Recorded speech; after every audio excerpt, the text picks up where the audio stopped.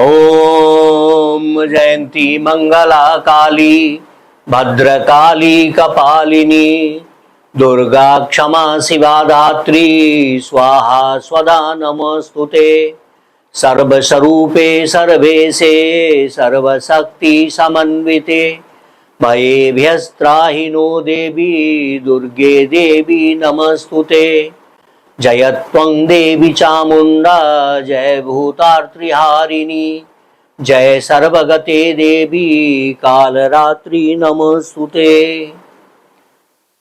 मैं पंडित प्रभात मिश्रा आज आप सब लोगों को जानकारी दूंगा कि नवरात्रा में माँ के 9 रूप की पूजा जो की जाती है वो किन किन रूपों की पूजा की जाती है और क्या उद्देश्य है उन पूजा का। हमें दुर्गा सप्तशती से मिलता है माता के 9 रूप की पूजा का विधान, जिसमें श्लोक में है प्रथमं शैलपुत्रिश्च द्वितीयं ब्रह्मचारिणी तृतीयं चंद्रघंटेति कुष्मांडेति चतुर्थकं पंचमं स्कंदमातेति षष्ठं कात्यायनीति च सप्तमं कालरात्रीति महागौरीति चाष्टमं नवमं सिद्धदात्री च नवदुर्गा प्रकृतिता। यानी ये जो 9 रूप माता के हैं यही नवदुर्गा का स्वरूप है। इसके बारे में मैं थोड़ा सा आपको जानकारी देता हूं और किस माता की आराधना से क्या फल मिलता है उसके बारे में हम जानते हैं। पहली माता यानी शारदीय नवरात्रा के प्रारंभ का पहला दिन, जिसमें हम सबसे पहले कलश की स्थापना करते हैं और संकल्पित होते हैं कि 9 दिन माता के 9 स्वरूप की आराधना करेंगे और अपने जीवन में राजसी तामसी जो भी प्रवृत्ति है और दोष है उसको दूर करेंगे। पहला स्वरूप है माता का शैलपुत्री का। शैलपुत्री आप सब लोग जानते हैं, हिमालय की पुत्री थी जिन्होंने अपने जन्म के थोड़े समय के बाद ही जिद पकड़ लिया था कि मुझे भगवान शिव से ही विवाह करना है और भगवान शिव से विवाह करने के लिए उन्होंने कठोर तपस्या की। माता का ये स्वरूप हमें प्रेरणा देता है कि हमारे जीवन में हमें जो भी चाहिए उसके लिए हम पूर्ण रूप से संकल्पित हों और निष्ठापूर्वक उस कृत्य को करें ताकि वो हमें जीवन में प्राप्त हो। तो ये पहला स्वरूप है। ये स्वरूप की आराधना करने से, शैलपुत्री की आराधना करने से हमें जीवन में तपश्चर्या में रहना और अपने पथ से डिगना नहीं, अडिगता की शक्ति मिलती है, साहस मिलता है। माता का दूसरा स्वरूप है ब्रह्मचारिणी का।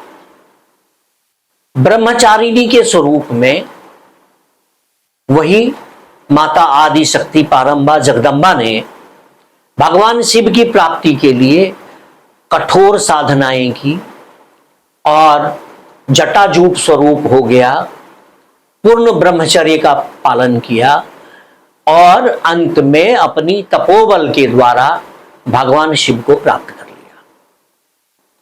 माता का यह स्वरूप हम में साहस, धैर्य और ज्ञान की वृद्धि कराती है। अगर हम मां ब्रह्मचारिणी की आराधना करें तो हम में धैर्य बढ़ेगा, साहस बढ़ेगा और दृढ़ इच्छा शक्ति के द्वारा हम अपने संकल्प और गंतव्य पर पहुंच जाएंगे। माता का तीसरा स्वरूप है चंडघंटा स्वरूप। ये देवासुर संग्राम के बाद जब शुंभ निशुंभ रक्त बीज इन राक्षसों का प्रकोप हुआ तो सभी देवताओं ने मां जगदम्बा का आवाहन किया और आवाहन करने के बाद अपने अस्त्र शस्त्र और शक्तियां मां जगदम्बा को प्रदान की। मां जगदम्बा ने चंद्र घंटा का स्वरूप धारण किया, जिनके माथे पे चंद्रमा के आकार का घंटा बना हुआ है, और उन्होंने अपने हाथ में घंटा बजा के असुरों को आगाह किया कि अब मैं आ गई हूं, तुम्हारी खैर नहीं है। और उन्होंने मां जगदम्बा चंद्र घंटा ने शुंभ और निशुंभ का वध किया।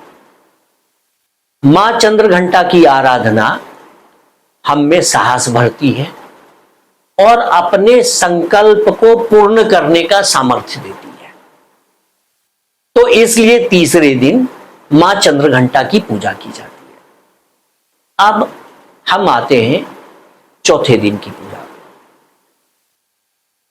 चौथे दिन हम मां कुष्मांडा की आराधना करते हैं। मां कुष्मांडा कौन है? मां कुष्मांडा देवी दुर्गा के रूप में उस समय अवतरित हुई जब सृष्टि में कुछ भी नहीं था, जलमग्न था, ये पृथ्वी नहीं था, ये ब्रह्मांड नहीं था, सब कुछ शून्य की स्थिति में था। मां कुष्मांडा के रूप में जगदम्बा ने अवतरण लिया और इस ब्रह्मांड की रचना की। मां कुष्मांडा की आराधना से मनुष्य में रचनात्मक प्रवृत्ति बढ़ती है, सृजनात्मक प्रवृत्ति बढ़ती है। अगर कोई भी व्यक्ति मां कुष्मांडा के रूप में मां जगदम्बा की आराधना करता है, और या कोई स्त्री जिसे संतान की प्राप्ति नहीं हो रही है, वो अगर मां कुष्मांडा की आराधना करती है तो निश्चित रूप से संतान की प्राप्ति होती है। मां जगदम्बा की आराधना चौथे दिन कुष्मांडा के रूप में सृजन के उद्देश्य से किया जाता है, ताकि हमारी जो सृजनात्मक शक्ति है, सृष्टि की जो सृजनात्मक शक्ति है, वो मां कुष्मांडा देवी से है, वो विद्यमान रहे और सृष्टि इसी तरीके से अनवरत चलता रहे। फिर पांचवें दिन मां स्कंद माता की आराधना करते हैं। भगवान स्कंद भगवान कार्तिकेय का दूसरा नाम है। आप सब लोगों ने कथा सुनी होगी कि दक्षिण क्षेत्र में, द्रविड़ क्षेत्र में असुरों का बहुत आतंक था और उनको वरदान प्राप्त था कि भगवान शिव और मां जगदम्बा के संतान के द्वारा ही उनकी मृत्यु होगी। उसको पूरा करने के लिए मां जगदम्बा स्कंद माता के रूप में आई और कार्तिकेय भगवान का जन्म हुआ और उसके द्वारा उन असुरों का संहार किया गया। स्कंद माता की पूजा से हमें मां जगदम्बा की शक्ति मिलती है और सृष्टि में आसुरी प्रवृत्ति के संहार के लिए मां जगदम्बा कोई ना कोई सामर्थ्य आपको प्रदान कर देती है। इसके अलावा सृजनात्मक शक्ति के लिए भी मां स्कंद माता की आराधना की जाती है। फिर छठा आता है, छठे दिन की पूजा मां कात्यायनी की करते हैं। मां कात्यायनी कात्यायन ऋषि की पुत्री है। कात्यायन ऋषि मां दुर्गा के अनन्य भक्त थे। कठोर तपस्या के द्वारा उन्होंने मां दुर्गा को प्रसन्न किया और अपनी पुत्री के रूप में अवतरित होने का आशीर्वाद लिया और मां जगदम्बा कात्यायन ऋषि के घर में जन्म ली और उनकी कामना को पूरा किया। मां कात्यायनी शक्ति के रूप में हमें सामर्थ्य देती हैं, शक्ति स्वरूपा हैं और शक्ति की प्राप्ति के उद्देश्य से मां कात्यायनी की पूजा की जाती है। सातवीं आराधना हम कालरात्रि की करते हैं।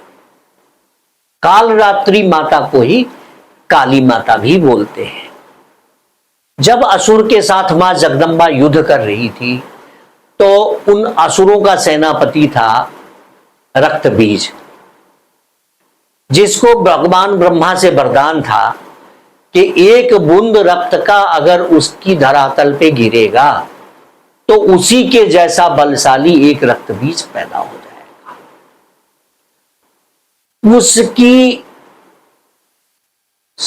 उसकी शक्ति का संहार करने के लिए मां दुर्गा ने मां कालरात्रि का रूप धारण किया और रक्त बीज के साथ युद्ध करके उसके रक्त का पान किया और रक्त बीज को मिटा दिया।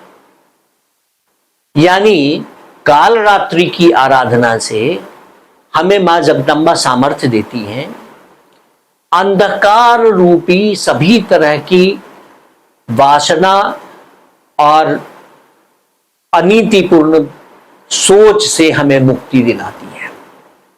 मां कालरात्रि और शक्ति की प्रतीक है, यानी प्रलय के साथ नव सृजन की स्वामिनी है मां कालरात्रि।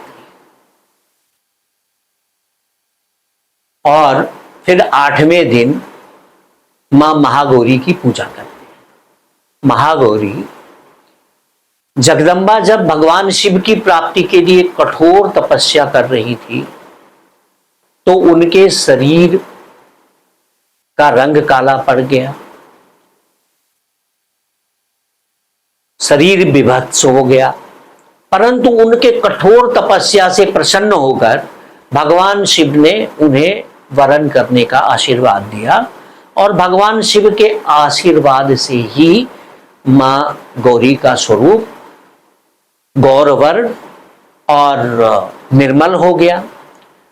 तो मां गौरी की आराधना से मन में हर तरह के कलुषित विचारों से मुक्ति मिलती है, निर्मलता आती है और हम मां जगदंबा के चरणों में अपने आप को समर्पित कर पाते हैं। इसके बाद नौमी भगवती मां सिद्धदात्री के रूप में हम जिनकी आराधना करते हैं, वो माता हमें सभी तरह की सिद्धियों को प्रदान करती है और हमारे पे कृपा बना के रखती है।